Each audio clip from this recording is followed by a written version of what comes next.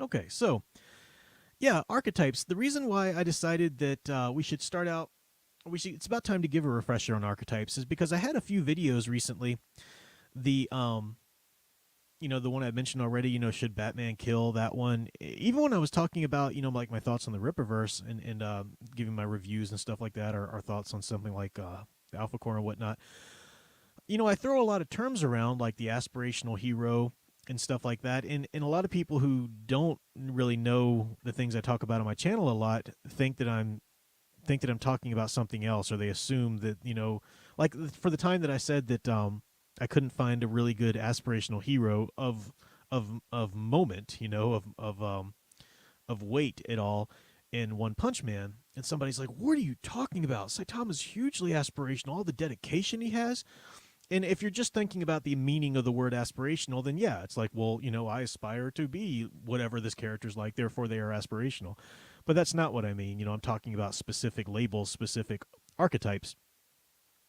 And I know that those of you who follow my channel forever know a lot of these things. You're probably tired of me talking about them, or maybe not. Maybe that's why you keep coming back to the channel. But I thought it's about time for a bit of a refresher. So when I'm saying the word archetype, yes, we can trace that back ultimately to Jung, and then Freud by way of Jung, really. Um, but it really goes back to Joseph Campbell, the hero's journey. The hero itself is an archetype. Now, the field of study that I'm looking at here, and that it's very few people actually study this. I'm one of the few people, but the actual call them sub-archetypes if you want. Okay, so you've got the archetype of the hero, and we can even specifically look at the archetype of the superhero if you want. Great. Okay, now how does that archetype break down? What kind of typical patterns do we see? What types of heroes, what types of superheroes do we see? How can we start classifying these characters? And you might say, well, why do you need to know that? Why do you need to do that? Because if you better understand the type of character that you're trying to write, if you're a writer or creator, whatever, uh, these rules, these things that tend to work well with that hero, or the ways in which the audience expects and comes to this hero for the roles that they come to that hero for and whatnot. You'll be more effective as a storyteller. Also, if you're just a consumer of story, a reader, film goer or whatever, you'll be able to better judge these stories and understand why this hero uh, appealed to you more than that one, and so forth. Those of you who are role play game RPGers or whatever, especially if you're game masters and whatever, you'll really understand this a lot. It struck me the other day. I've never been a tabletop role playing gamer. I like video games, role play games, but RPG video games, but never really been a tabletop RPG or Dungeons and Dragons or any of the games like that. But I always loved the books, the source books. Whether it's Star Wars, Ghostbusters, DC. In fact, I grew up with a DC Heroes, DC Universe source book for the tabletop RPG for DC, and I love the source books because they go through and they classify the heroes. Here's a picture of this character. Here's their powers. Here's their stats. Here's this and that. And I think that that's something I bring in, just that sort of mentality into the look at archetypes and the classification of them.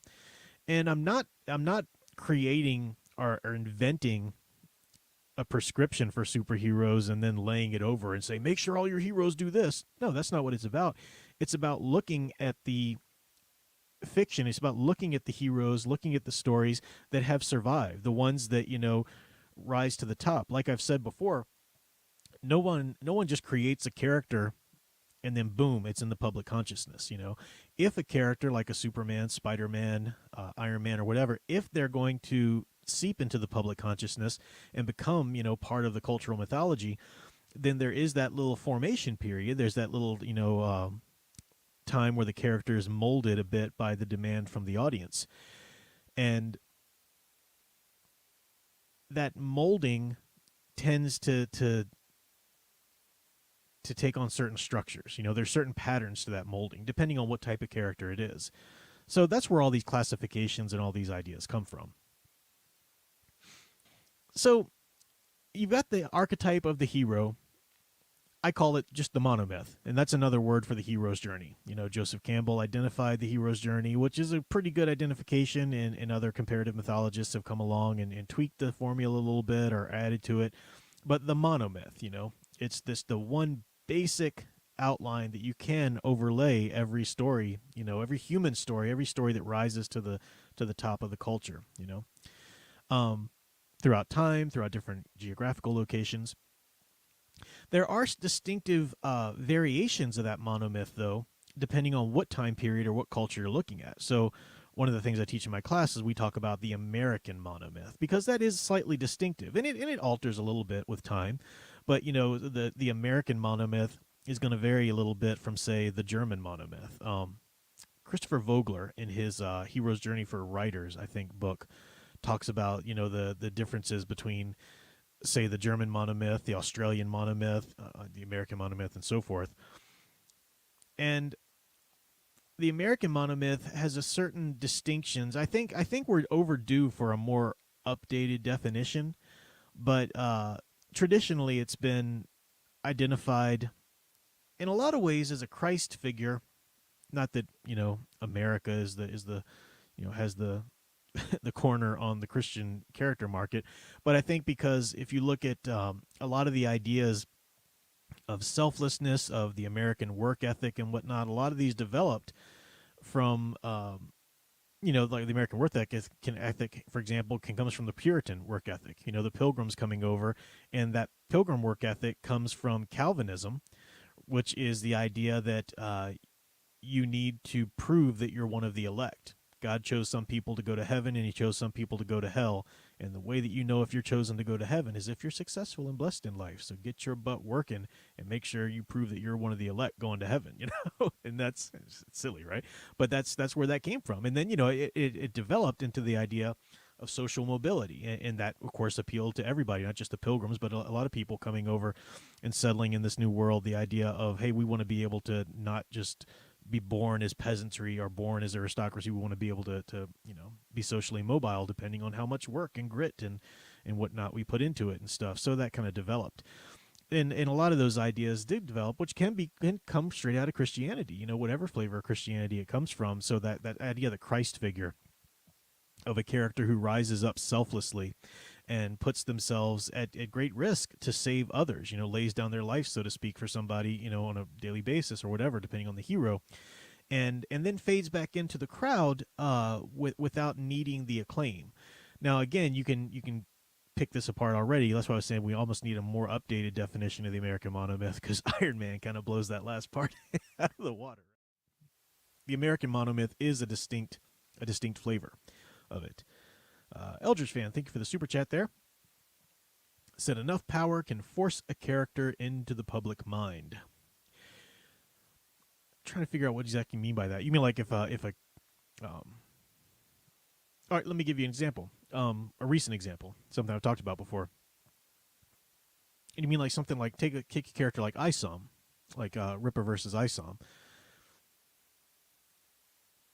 It's hard to find a person in the YouTube sphere that doesn't know that name, that character, the name of that character, Isom. Oh, I know Isom. That's Young Rippa's character. This and that, because just in this little sphere of YouTubers anyway, Young Rippa became a huge channel. I mean, a huge channel, a lot of influence, a lot of reach, and he built that up, and so that power, maybe that's what you're talking about, can push a created character in front of people. So like Disney can create something and put it in front of a lot of people because they have a large reach, they have the money, they have the marketing.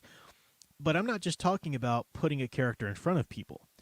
I'm talking about, does that character become ingrained in the social consciousness? Is it a character that society returns to and goes to for certain roles and certain, not just entertainment, but they rely on this character to stand for certain things for the culture. What is the Disney movie Red Panda or whatever? That movie will never resonate with culture. Disney will keep pushing it as another product they have, but that no one's ever going to think back, oh, we need that movie again. It was a horrible film. Something like Isom, the jury's still out on that. Is that ever going to resonate? I don't think it will in that respect. But that kind of thing is still, that it takes time to to prove the test of a character that's created like that. I think I've read your comment correctly and understood what you're talking about. So we've got the American Monomyth, and Jumps of Savage. I do see. I think you'd asked it before about Iron Fist. Absolutely wonderful, wonderful frontiersman. I should say though, before we get any farther in here, so we got the American Monomyth that we're talking about here, and I say American Monomyth. I know that a lot of my audience is from other parts of the world, but when we talk about the superhero, I think we're all talking about some variation of the American Monomyth because it's perpetuated through Hollywood. It's perpetuated through the American entertainment industry. Yes, there are Indian superheroes. There are characters and fictional characters that really resonate in certain countries that are of their own country. So I know that they exist, but for what I'm talking about, obviously I'm American. I'm talking about this, but I think America has a large reach to where it doesn't just apply to America necessarily. It does go out there.